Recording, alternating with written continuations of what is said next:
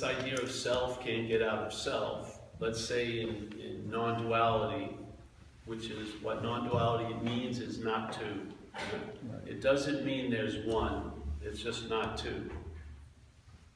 There's no, it's a negation, and it doesn't have to be followed by an affirmation. There's just not two. Because really, in a sense, you are what you're looking for. Like St. Francis supposedly said, he says, what's looking is what you're looking for. Yeah. It doesn't say what's looking, and then 50 pages of requirements that you have to meet to be that which you're looking for. It's what's looking. It's not who's looking. It's what's looking right now is what you're looking for. Yeah? Or a statement as Hawaiian Po, a great Zen master, said, you can't use the Buddha to seek the Buddha. You can't use mind, big M mind, awareness, let's say, yeah, to seek awareness. You can't use light to seek light. You see, it's the same dilemma of self can't get out of self. The Buddha can't get into the Buddha.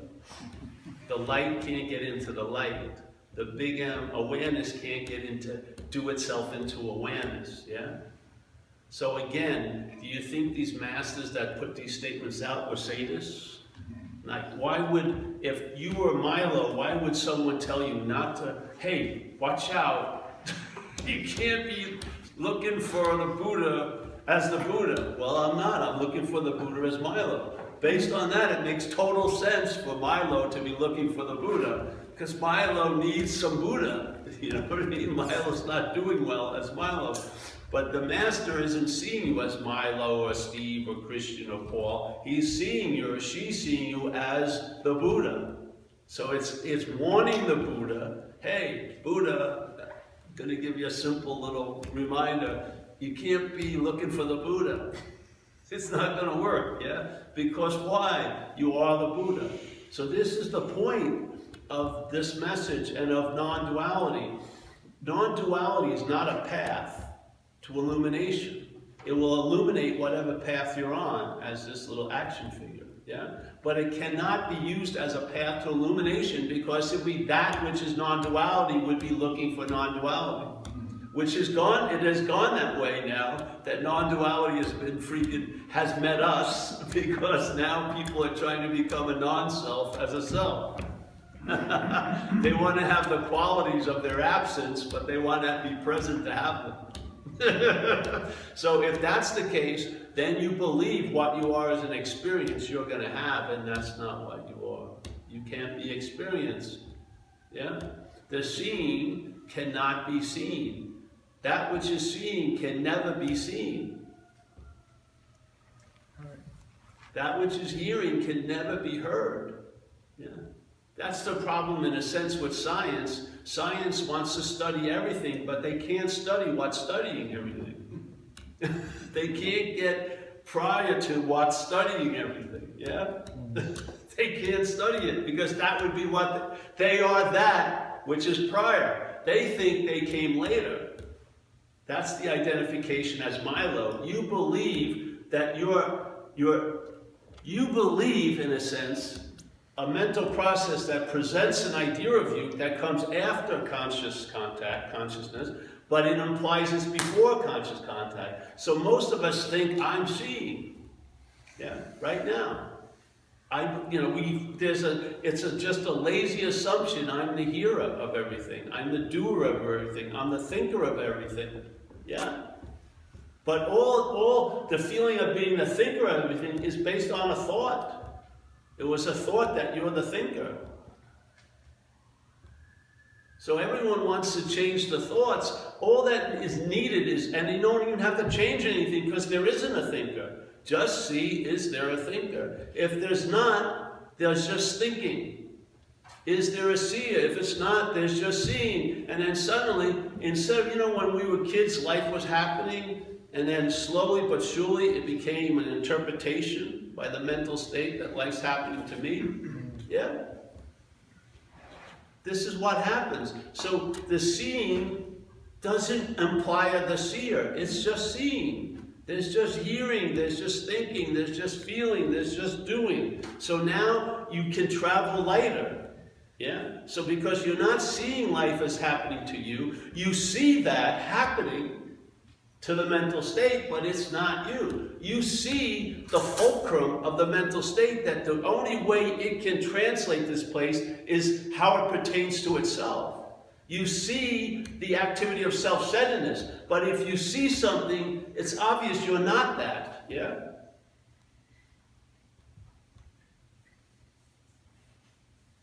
So in a sense, let's say you want to have a 30-minute meditative state. I mean, you want to have a clear meditative state in 30 minutes, yeah? But what's going to be there is going to be Milo, thinking it's having the clear meditative state. The same Milo that was thinking was having the unclear 30-hour state, yeah? The Milo's always going to be implied to be before all the opposites.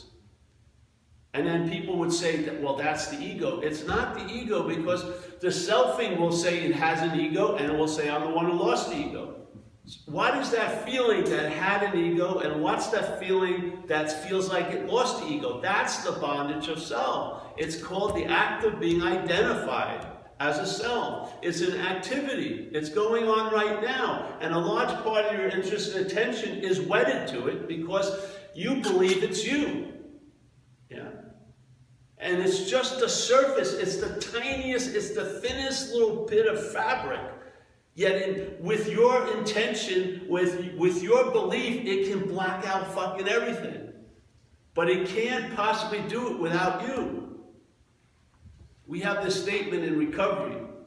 It says, it's an acronym for fear. You're really good at it because a lot of people know fear very well. So it says, false evidence appears real. Okay, that's an event. False evidence is appearing real. Someone tonight who may be totally flipped out, and they weren't like 10 minutes before, that should ring some suspicious bells, you know what I mean? That you were fine, and suddenly it's an earth-shattering event and nothing really happened, you just turned over on your bed. So there should be some suspicion, yeah? So where was I?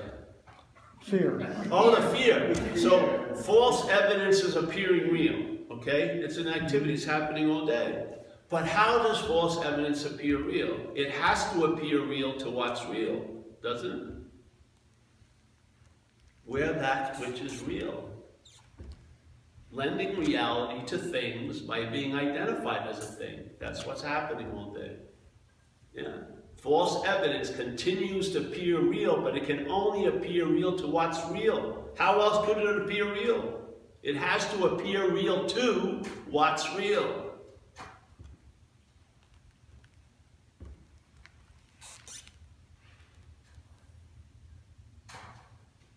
But it's false evidence. It's false evidence. Well, the whole point is, it doesn't even matter what the evidence is. The one who thinks that receiving the evidence is false. Yeah, it has no gauge. That's what's happening in spirituality. There's no touchstone. Anything goes. People can fucking convince everyone of anything. And it's an incredible business plan because it may take lifetimes. You can never, the warranty goes on forever. You can never send the fucking product back. You don't get any. Who gets a return? Who gets a return for the money you spent on a retreat? You say, hey, I didn't get anything out of this retreat. I want my money back. You're not going to fucking see that money. It's better off to buy a pants at Target. At least you'll be able to return it and get your money back with the receipt. Yet, you'll keep on keeping on because the unbearability of living as self, yeah, demands relief. But the relief is co-opted because you're trying to get relief as the self instead of from it. And I'm telling you, the relief from it is inherently available because the idea of being a self is an activity. It can never complete the mission. You are not, nor will you ever be, a solid, long-lasting, independent thing with private thoughts. And it's just a total story. Yeah. So we can huff and puff and huff and puff, but there's no house to blow down. That's the relief. the only real relief here would have to be an inherent relief prior to all the other shit. Anything that relieves you after the fact is going to actually unrelieve you after that fact, sooner or later. Yeah? What would happen if you get into meditation? The one morning you miss it, you're going to be irritated the whole day until you can get home. I got to do meditation. That's not fucking freedom. So your solution will bind you. Yeah. Because I'll tell you, seriously, the only way you know the problem is from the solution. So the problem, the movement of selfing, and this is it, it's an act of being identified as a self. There is no self to be identified as. It's a whole verb. The verb is, the mental state is in the act of being identified as a self right now. That's what it's doing. It's constantly in the act of being identified as a self. And then the thought system that we are relying on as a GPS, the thought system pictures you and I as bodies. When Milo is thought about, you're pictured as a body. When you're thought about 5 years ago, you're pictured as a body. And when you're worrying about Milo 5 years from now, you're picturing it as a body. Yeah? This is what happens. So the thought system, if you have belief in the thought system, you are identified as being a body. To the point now that you'll want to try to find your original nature from the body's point of view. So you'll try to become spiritual as a body.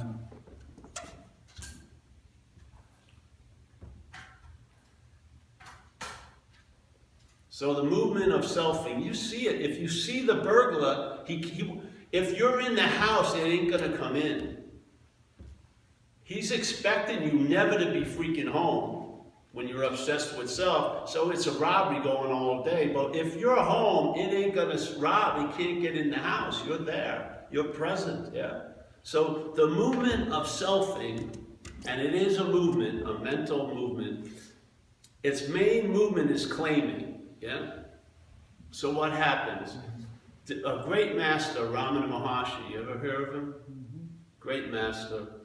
He said in a lot of his writings, they get to one point, which he says is like the beginning of the whole trip, yeah? Which is there's a presupposing of a non-existent thing that wants to get salvation for the non-existent thing.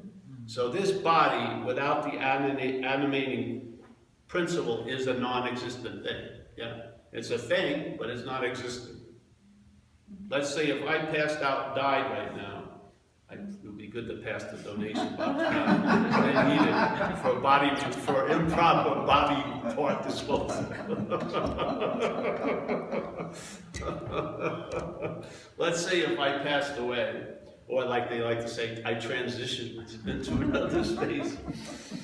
If someone, this eye wouldn't see a damn thing ever again, but if you took this eye out and put it in a live body, it would facilitate seeing. So it's obviously not the eye that sees. No. Right. The ears aren't hearing. The ears facilitate hearing.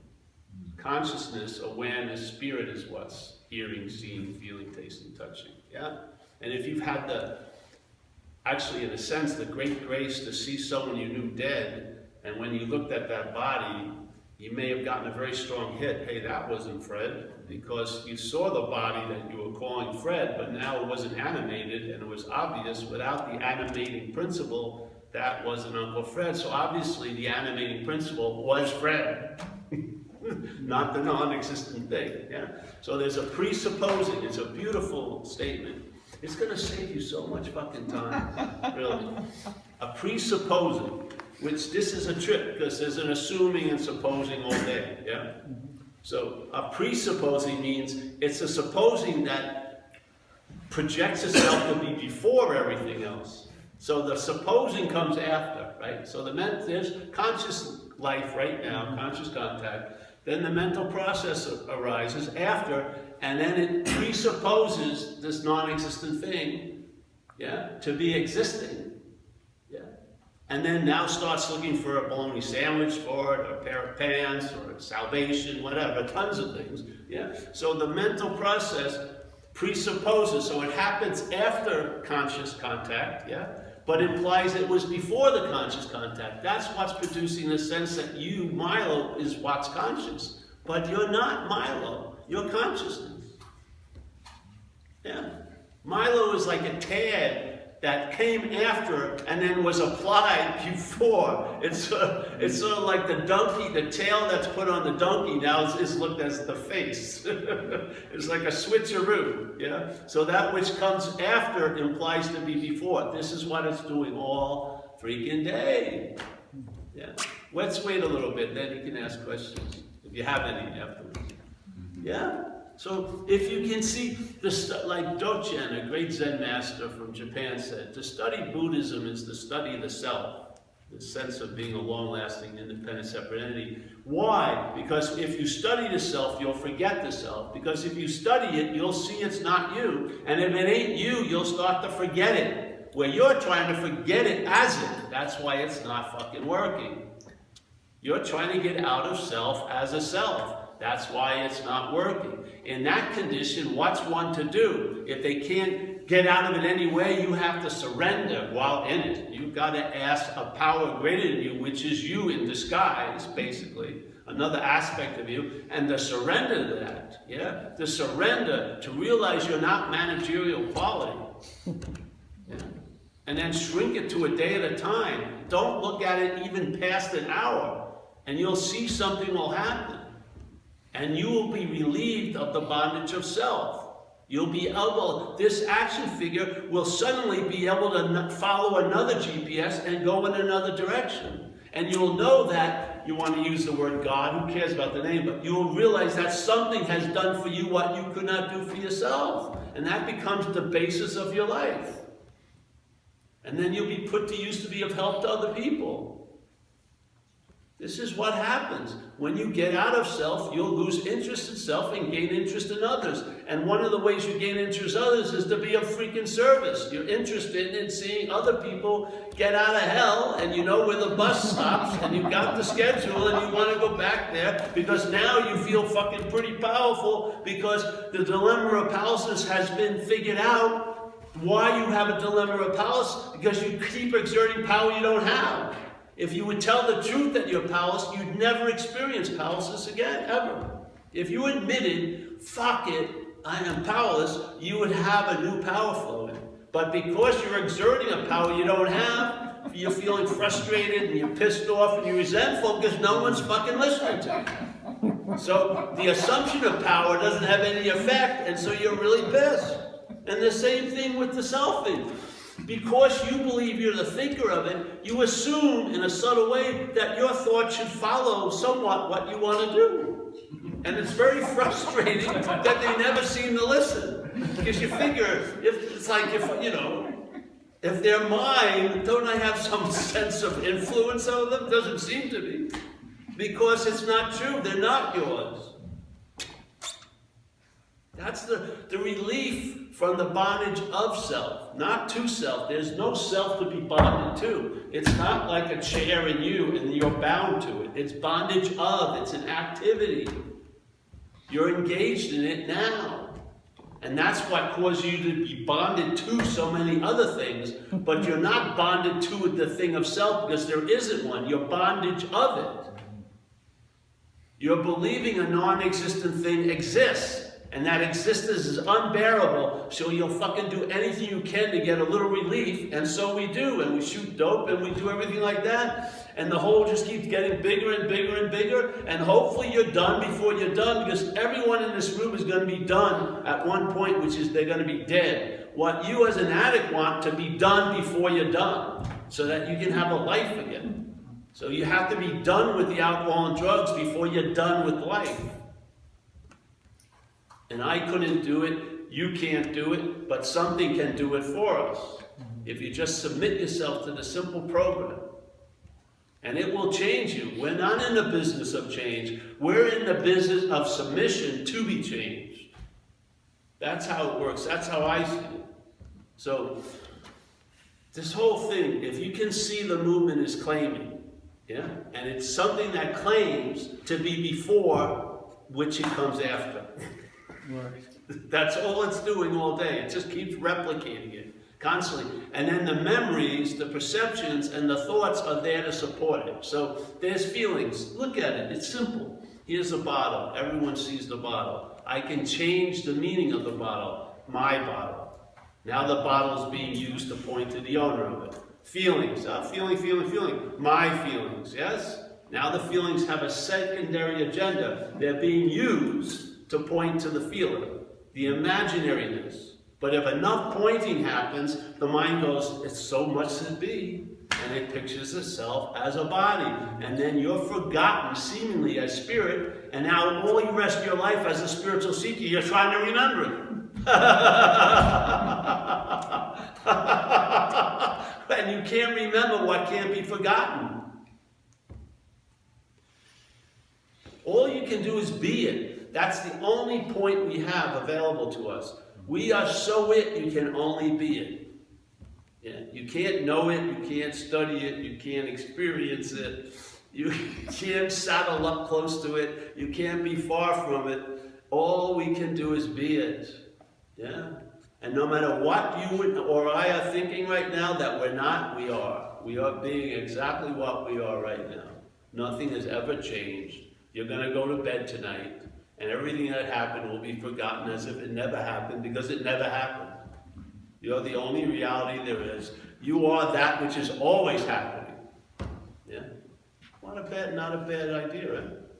Yeah, so, and if you entertain this possibility, you will travel lighter. As what? As this, because this is the experiential interface. And where you need relief is from the experiential level. You do not need relief in the absolute level.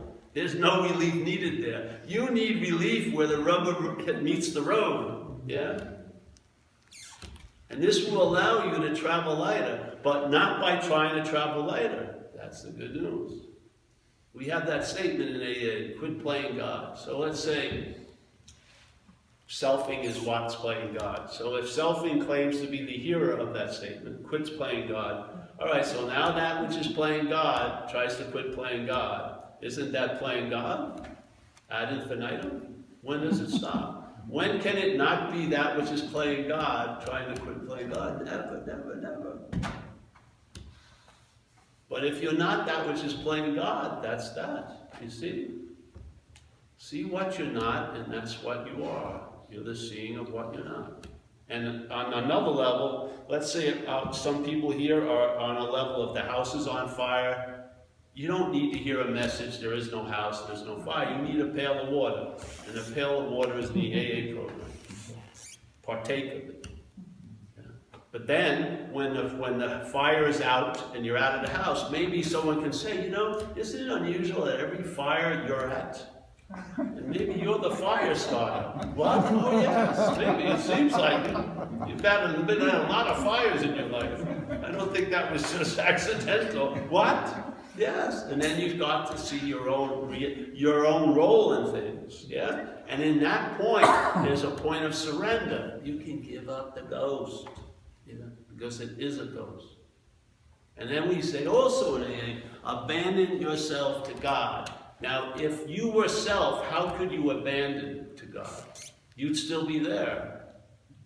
Remember when you were out there you had a beater, and you had a lot of warrants, and then you hit something, a tree, and then you just abandon it? You would walk, like I did it at Castro Market. We just abandoned the car, and we took off. And I can abandon that cat, and I can abandon this chair, but I can't abandon what I am. So if you read that statement, it's very clear. You're abandoning what you're not. You're abandoning self. The idea of what you're taking yourself to be can be abandoned because you're not self. What you are cannot be abandoned. You'd be there.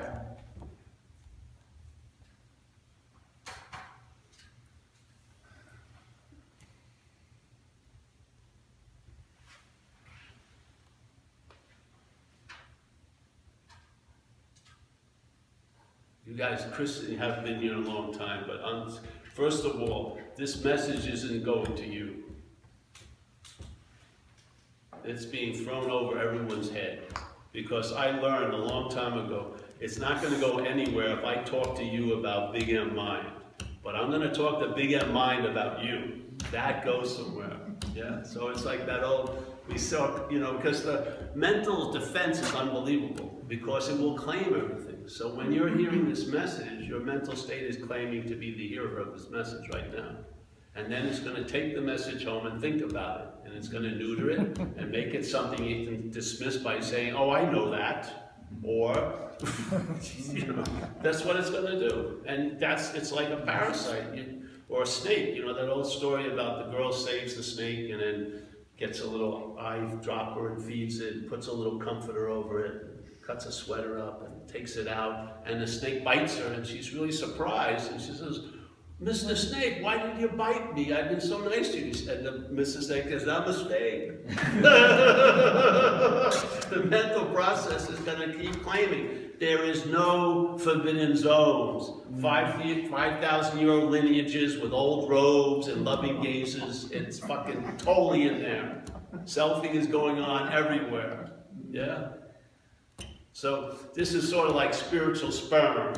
We're releasing it. Tons of them.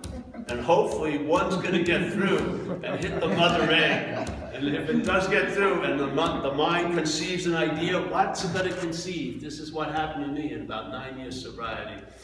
I saw I wasn't self, yeah? And then immediately a possibility became available that hadn't been available before then, which is I can be free from it. Because all the time I was trying to be free before that moment, I was trying to be free as it. The bondage of self was happening at the retreats, the bondage of self was happening in fucking Uruguay, the bondage of self constantly, yes? But once I saw I may not be that, I could entertain being free from it, and that's what's happened. I haven't entertained it, something's entertained it for years now. And you know, to me, the verifying the goldness of it is that it became the last answer for me. I haven't looked for another answer ever since. And the last answer is a damn good answer because it negates any other answer needed. Yeah? It's been a long time now, so mostly when you find something, it leads you to something else, but this put an end to all that. You realize the futility of seeking for what you already are. And now you're looking for shit you can find, but you're not looking for shit that cannot be found. Yeah? Yeah. So.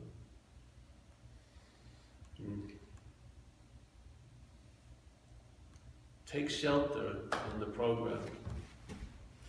Yeah? You only have a few hours now to make it, and then start tomorrow and shrink it down, because the mental state loves to exile us through time. Just take it a day at a time and stay, you know, if you possibly can, entertain the idea of I don't know instead of knowing.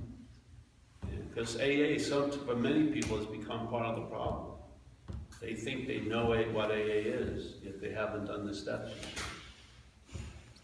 They went to a 3-week program and they think they know what AA is. They have no idea what AA is. Because AA is a transformative event. It will change not just how you feel, but your attitude and outlook, which is a fucking major operation. And you'll have a new freedom and a new happiness, which is awesome. Yeah. So, all right, any questions? Yes? Kicked it out again. Good. Milo, any questions? Well, for me, like the morning, it's easy to meditate because I'm waking up like 5:30. I'm going to strangle you, Milo, shortly.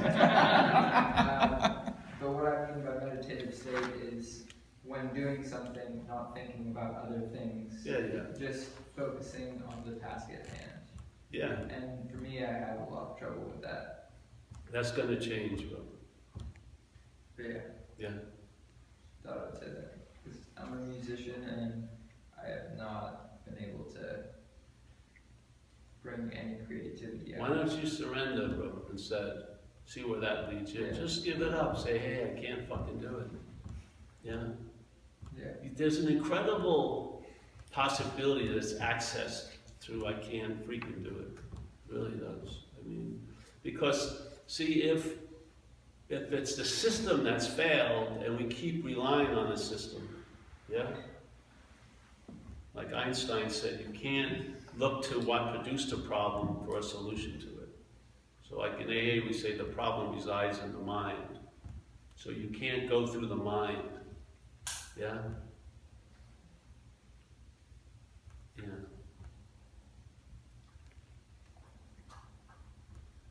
This is really about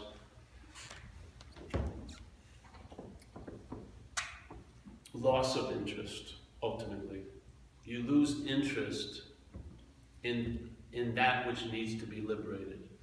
And that's where the real relief is. The relief is never going to be in liberation because you're not, what you are is already in a free state, yeah?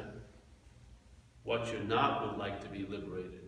And that's what you get relieved of. You lose interest in the need to be liberated because you're not that which needs to be liberated, yeah?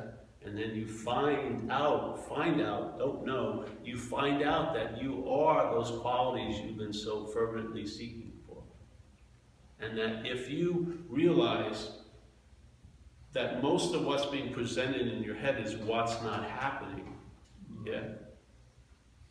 Yeah, that it's not actually happening, and you would have a sense of what's happening, that what's happening, just the awareness of this moment right now can override all the imaginary shit in what's not happening. Yeah? So after a while, you'll realize you don't have to try to get into the moment. You will deeply realize you can never be out of the moment. It's much different than trying to get into a moment. Yeah? If you realize you can never be out of a moment, you'll see what happens. The way you're looking at it is blind because it's going to fool you. You're always going to be around the next corner, which you hope would be better without you. You're going to be there waiting. But if you go the other way, yeah, let's say you call it the negative way. If you see what you're not, yeah, that you're not the thinker of the thoughts, then the thoughts won't have the ability to pull you out of the moment as they seem to have. They cannot do it, but they can seem to do it to what's real, if you believe them, yeah? Yeah.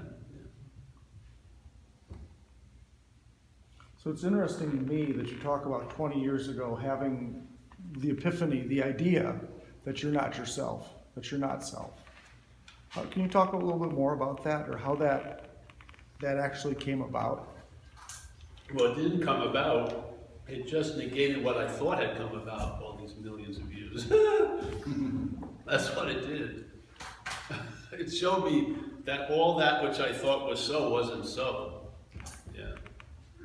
And then how did you start ticking off, this is false, this is false, this is false? By seeing it from what's true. You know? You know what I mean? You saw me, you knew me back then. I know. Yeah. And I know what you were doing back then. I know what we were doing back then. Yeah. And we were in recovery and working hard at it, helping. Yeah. I think it's just entertaining and more gets revealed. Yeah. That's what happened with me. I like to say in recovery, just stay on the operating table. Right. Don't get up and don't play doctor.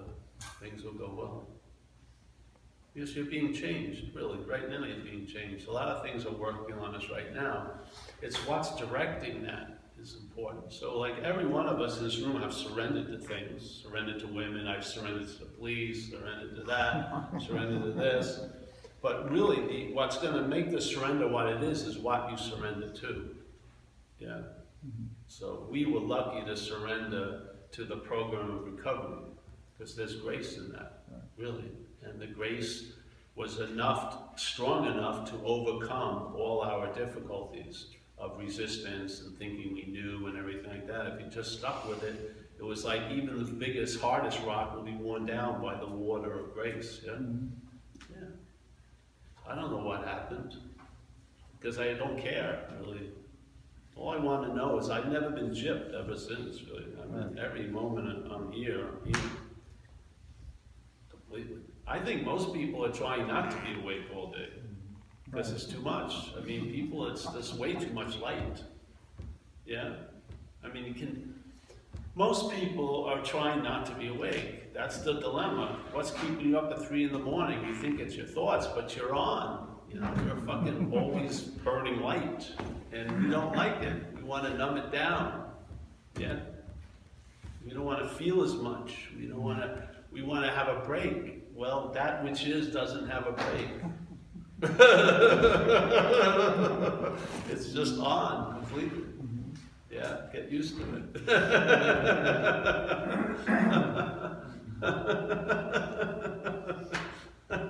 Really, most people are wanting. Who would watch Die Hard 12? Yeah. Really, I mean, look at those cable things they give us. Thousands of channels, but it's 50 minutes looking for one that's good. Or Netflix. I have an intention. I'd like to see a movie, but I go through every fucking movie. There's nothing good on it. And yet we're just remoting and going, just come on, just one good movie. I'll see something I've already seen before. 5 times, just something. Give me something to divert myself from, you know? I mean, it's unbelievable. So, I don't, you know, everyone wants to be free, but we don't want to be free, really. We like to be free on our own terms, meaning I want to be there to be free. But really, it's the absence of you is the freedom. Seriously. Yeah, you'll lose, and the absence is really loss of interest, because the selfing isn't so. It isn't a thing to lose. But if you're really interested in it, it seems to be thicker and brighter and more real. And when you lose interest in it, it's seen through quite easily. Because it's not solid of its own, yeah? We're lending it the meaning it has. We're feeding it. We're its source of light. Yeah. So what I found, this is how it worked with me. I used this, and I used it back then when I did the workshops. You know, let's say I'm interested in this woman, and she's doing a class in the other room, and I'm hoping that, you know, we'll go horizontal, and maybe, you know, we'll have a lovely marriage, never a divorce, you know, a couple of beautiful kids, dogs that never bark, you know, so. And so I'm really keen on her, but I'm doing something here, so people are watching me, and they seem to think, boy, you seem not to be here right now. I go, oh yes, and then I try to be here. And then I'm listening to the other room with the hopes that she's going to say, like, hey, I like that guy Paul, to her friends, you know. So then I could run into her at the coffee, and, you know. I want the bet edged, you know. I don't want to get these, you know, rejected. It's terrible. So now someone comes up and puts a book on the table and says, How to Lose Interest in a Conversation in Another Room. And I read through it, and I agree with the principles, but I can't pull my interest away. Because that's much more important than this. So finally, she says something, and my X-ray hearing is right on it. I really like that guy Matt. And my name's Paul. As soon as I hear that it's Matt, what happens? I lose interest in it completely. I don't have to send Navy SEAL 16 to retrieve my interest. As soon as it's not about me, where does it go? Right here. Right. It's never left, really. Yeah? Yeah? So that's the exact same thing. When you see you're not that which is being thought about, you'll lose interest in the thoughts. Because the thoughts, it's sort of like, you know, you're in a place and the moths are driving you crazy, and you're trying to, you know, get moth calls to try to call them off. But all you need to do is take out the light bulb and they all disperse. See, but we don't want to take out the light bulb. We want to be there to enjoy the absence of the moths, yet we're the attraction of the moths. Yes? That's it. So this is a losing of interest. And see, if you try to lose interest, that's interest. So it doesn't work. You cannot try to lose interest. That would be interest. You just lose interest. Yeah? And then the interest gets redistributed, and I'm telling you, it's going to enrich your day instead of being used to enslave your day to a yesterday and a tomorrow. Yeah? It will enrich your day. You'll feel fucking alive. And if you were satisfied and content right now, you would give a damn about enlightenment or awakening or 30-minute meditative state and peace, because you'd be in it a lot. Yeah? So You only get 2 questions. I'm way over. So is there a release in like the acknowledgement of that I have this thought and this interest in self from this perspective? Yeah, this relief. And then once the thought happens or that occurs, you can dismiss it and just go, okay, well that's just Well, you me don't selfing. dismiss it. You get in the habit of not listening to it. You hear it, but you don't listen to it. In other words, it's telling you to turn left, but you're not turning left. Right. Yeah? That's what happened. Yeah. Yeah. Maybe this is maybe kind of the same question, but I'm new. I just kind of think to myself, like, so where does this fascination with the story always being tinged on me first, like, you know, why are all of my thoughts, my perspective coming from me as the character?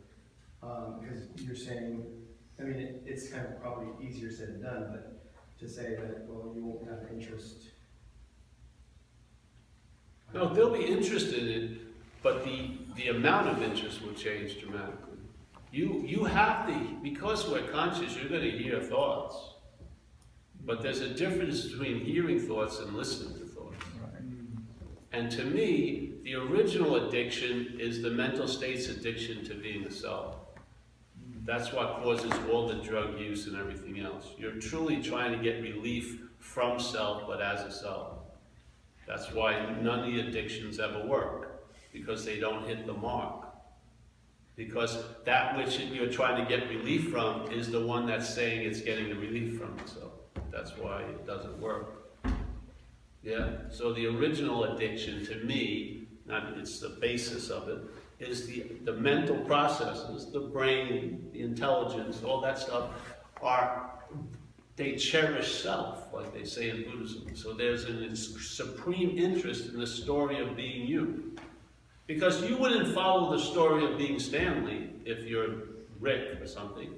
You wouldn't be spending 10 minutes of today thinking, what would have Stanley done 5 years ago if he hadn't fallen down that hole? Well, he may have been a professional surfer by now. You're never going there, but you're doing that all day because of Rick.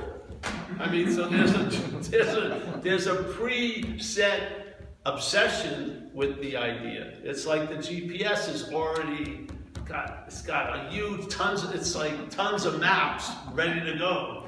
Yeah. It's like, look at the movie. There's a movie where there's a clone, and the clone.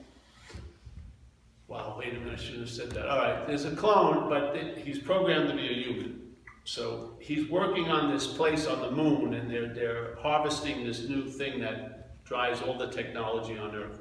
So his story is he's a Boston Red Sox fan, and he's only got 5 more days left to finish this 5-year stint. And then he's going to go back to Earth to see his wife. He doesn't have a wife. He's going to be there for fucking ever. But he works better if he thinks he's getting off this fucking thing in 5 days. Yeah? So he got the Red Sox, he's got a hat. He does these video calls to his wife and kid. He never sees them, but they're video calls. And he's living this thing, and if something happens, though, there's an accident, and he runs into another clone, and it's him. And then the other clone says, let's go downstairs, and there's thousands of him there. And so now the clone gets indisputable evidence it's a clone. And that would be great. It would probably be an incredible completion for the clone to realize it's a clone. But what happens is, what catches the message it's a clone is the human programming. And the human programming isn't too wild about being a clone. So suddenly, its own nature of being a clone is very unsatisfying because of how the human program thinks about it. Voila! That's what's fucking happening all day.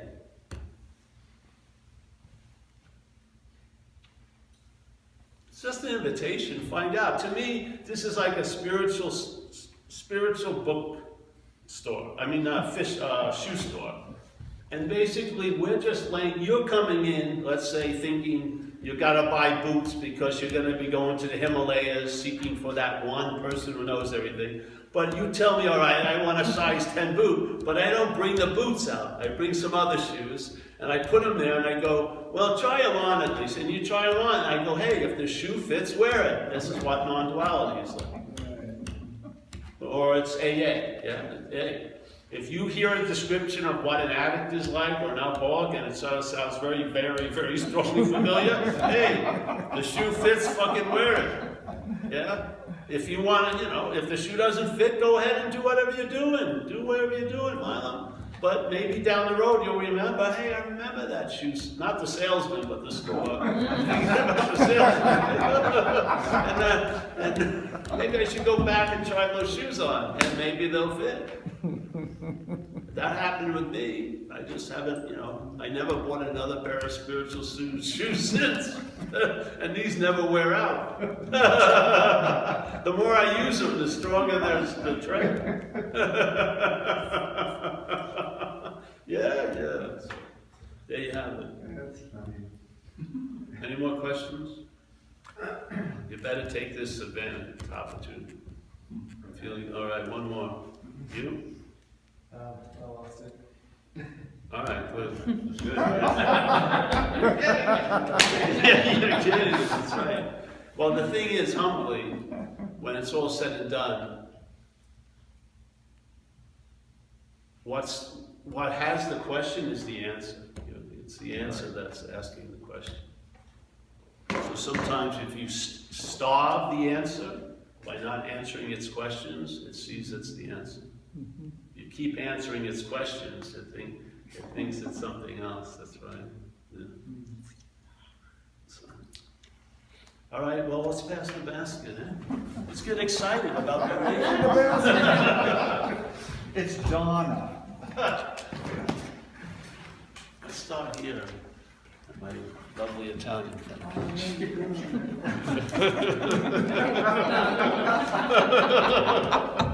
Not to put you on the spot. How much is the book? Oh, the book is 15, bro. Oh yeah, by the way, we have books back What? there and t-shirts and stuff. I have a few.